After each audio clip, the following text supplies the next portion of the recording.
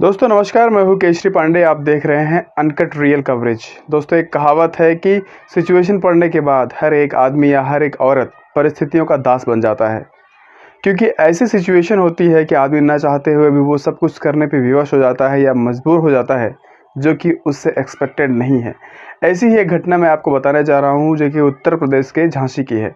यहाँ पे एक महिला ने ऐसा कदम उठाया है जिसके बारे में सुन के शायद आप हैरान हो जाएं, शायद आपको इस चीज़ पे विश्वास ना हो, लेकिन कहना है तो जो सच है वो चीज़ मैं आपको यहाँ पे रिकवर करने की कोशिश ज़रूर करूँगा, क्योंकि जो सच है वो सच है। दोस्तों दरअसल यहाँ पे एक प्रेमी जोड़ा है जिसका नाम है शंकर और सुधा। शंकर और सुधा की आज से 5 साल पहले शादी हुई थी। दोनों एक दूसरे के साथ बहुत प्यार से रहते थे, बहुत ही ज़्यादा इनका अटैचमेंट था, और इस अटैचमेंट का फ़ायदा ये होता है कि पूरे परिवार वालों को एक आदर्श जोड़ा मिल जाता है बेटे और बहू के रूप में। लेकिन कहते हैं कि जब सिचुएशन ऐसी आ जाती है तो कहते हैं सोचने के बाद भी इंसान कुछ नहीं कर सकता, और यही होता है सुधा और शंकर के साथ। न चाहते हुए भी शंकर इस दुनिया से चला जाता है, एक गंभीर बीमारी में उसकी जान चली जाती है। अब सुधा इस दुनिया में अकेली बच जाती है।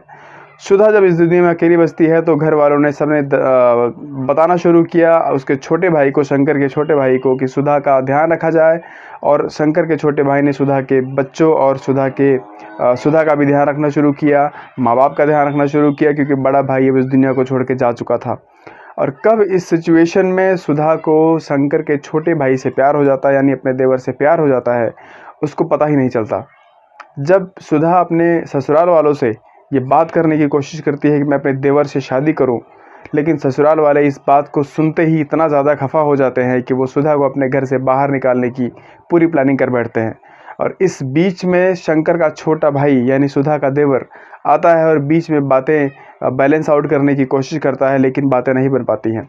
अब इसका नतीजा ये निकलता है कि सुधा अपने बूढ़े सास ससुर को रोटी देना बंद कर देती है, अपने असली बच्चों का जो कि पहले पति से थे उनका ख्याल रखना बंद कर देती है, और सुधा का देवर भी अपने माँ बाप को पैसे देना बंद कर देता है। कम्प्लीटली ये लोग इग्नोर कर दिए जाते हैं। बूढ़े सास ससुर ना चाहते हुए भी मजबूर हो जाते हैं, एक एक रोटी के लिए मोहताज हो जाते हैं। गांव वाले भी इस चीज़ को मनौता करने की कोशिश करते हैं, काफ़ी समझाने की कोशिश करते हैं कि बूढ़े माँ बाप हैं, इनको मत छोड़ो। लेकिन सुधा और उसके देवर इस कंडीशन पे आ चुके थे कि माँ बाप को छोड़ के बच्चों को लेके, सुधा को लेके वो घर से बाहर चला जाता है। और सिचुएशन ऐसी होती है जब क्रिटिसिज्म का लेवल एक बढ़ जाता है तो इन लोगों को समझ में आता है कि अब ये काम नहीं चलने वाला है। माँ बाप न चाहते हुए भी बिलखते हुए, रोते हुए अपने बच्चों को वहाँ बाहर से दोबारा से अपने घर में बुलाते हैं और उनसे कहते हैं कि तुम्हें जो करना है वो करो, लेकिन हमें कम से कम 2 रोटी देते रहो। लेकिन इस औरत से शादी मत करो। औरत से शादी न करने का पीछे शायद उनका कुछ अपना लॉजिक रहा होगा, क्योंकि घर की बातें बहुत बार बाहर नहीं आ पाती हैं। हालांकि झांसी पुलिस को इस सुधा ने जाके रिपोर्ट कराई है कि मेरी शादी ये लोग नहीं होने दे रहे हैं, और झांसी पुलिस ने थाने के अंदर पुलिस की मौजूदगी में, पुलिस लोग बाराती बने और पुलिस की मौजूदगी में इनकी शादी कराई जाती है, और ये लोग एक दूसरे को वरमाला पहना के अपने घर पे दोबारा से वापस आ जाते हैं। और फिलहाल इनकी हैप्पी लाइफ चल रही है।